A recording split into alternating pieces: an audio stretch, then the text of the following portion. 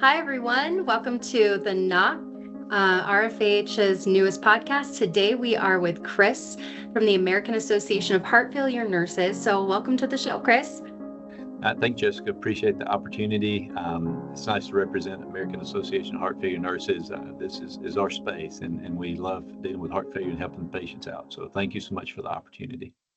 You're welcome. I mean, we're honored to have you. I hear you have quite the brain and pick. So I have lots of questions in a short amount of time. So we'll try to get to it concisely for our listeners.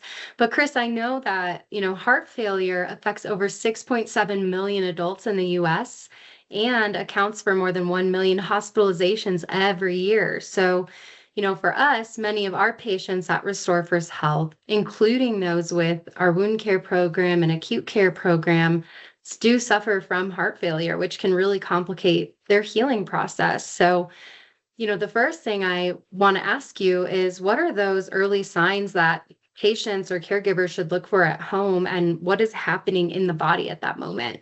Sure. I think traditionally we think there are three primary signs, symptoms that can occur.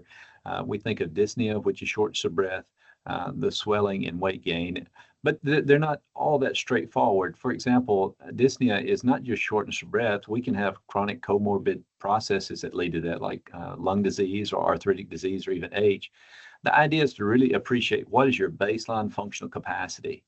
And when does that shortness of breath start to limit your daily activities that you're accustomed to doing? We're not trying to compare a patient to a normal patient. We're trying to compare them to themselves. And when there seems to be a sudden decline in their breathing and activity tolerance, then that's the dyspnea that we're worried about. It's not the chronic day by day. It's when there's a sudden change. And then swelling, similarly, we may all swell toward the end of the day. That's dependent edema. But if we sleep at night and that swelling goes away, then that's not the swelling that we're worried about. That is not a heart failure overload. That could be just dependent edema. And sometimes we have to kind of work through lymphedema and lipedema and those type things. But when that edema starts to persist and it becomes refractory and you go to bed with it and you wake up with it and it's still there and it doesn't respond to therapies, then something's going on. We're beginning to decompensate. And then oftentimes that leads to weight changes. If you see a weight gain of 2 to 3 pounds in a day or more, chances are that's not food, that's fluid. Something is going on to cause that weight. And weight can be a little tricky.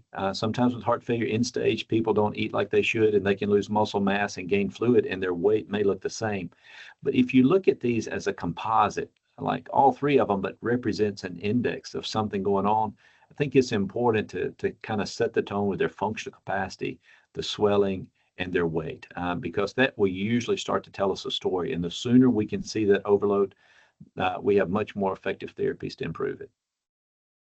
Absolutely. So just to recap for our caregivers and listeners, this daily home monitoring and pattern recognition of the trends of something you once were able to do easily to where now it's almost impossible. Those are those little red flags that are going off with the three main symptoms of weight gain, swelling, and breathing issues or breathing difficulties. So why is it so important to catch these things so early? Absolutely. The earlier we can get to them, the more responsive we are to therapy.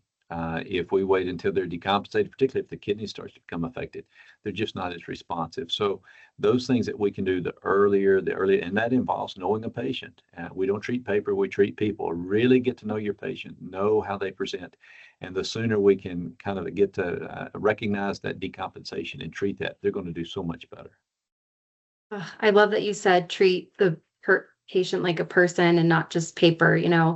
Here at Restore First Health, we love our patients and our caregivers, and we're huge on the education. So, for us, we tend to see our patients in their home environment at their bedside, often in acute situations. And this can be the critical piece to avoid those hospitalizations and readmissions. So, in your mind, like how beneficial is it to have patients connect with a care provider like ours or yours when symptoms just seem to be exacerbated?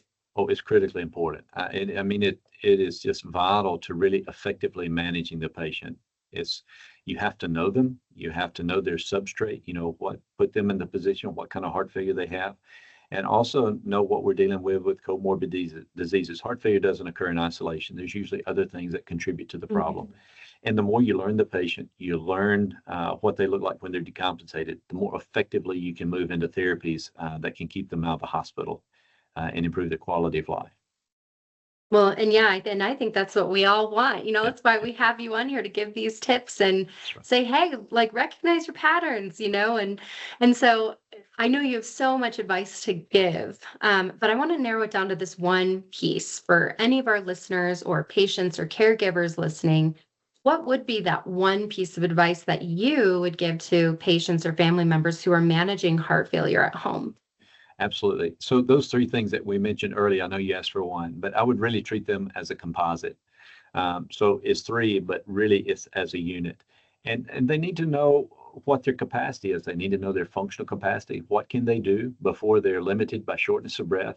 That may just be walking from their bedroom to the restroom. That may just be walking to their mailbox. But they need to know what they can do before functionally they can't. That's their functional activity. That's their metric. They need to know how their fluid presents. Oftentimes we have dietary indiscretion that can lead to that. But when they see that fluid or that bloated feeling and it's not responsive to staying away from dietary things or staying away from fluid, that's a problem that could be a harbinger of overload. And then follow a weight. We encourage patients to wake up, void, and weigh each morning. And you're comparing yourself to your scale, not anybody else's. We're looking for the trend more than we are that specific number. And if you think of those as one collective unit of things to measure, those are easy to do at home and very valuable to making decisions early that might prevent decompensation. Amazing. Amazing. We're looking at the patterns, we're looking at trends, we're asking questions, we're reaching out when we have those questions. These are all things so many of our listeners want to know and can make and break the ending factor of the scenario that they're in. So, Chris, I just want to thank you for your time and your expertise in being here with us today. I know that I got so much out of this in such a short amount of time, and I hope for you, all of our listeners did as well. But thank you again for being here. Thank you. Thank you very much.